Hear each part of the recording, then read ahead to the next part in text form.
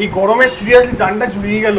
খুব শান্তি, মানে এতটা শান্তি মনে হয় সারাদিনে কিছু খাবার না খাই পাইনি আমি। সারাদিন যদি একবেলা ভাত না খাই, ঠিক আছে, তার থেকে যদি একটা মজিতো খেয়ে নিই না, শান্তি পাবো যথেষ্ট।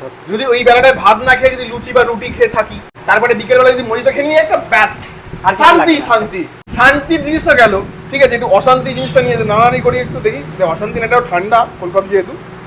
ফার্স্টে চামচ দিয়ে দেখি। ও এখানে একটু আইসক্রিমের টপিংটা দিয়েছে এখানে। হ্যাঁ, ও জিও,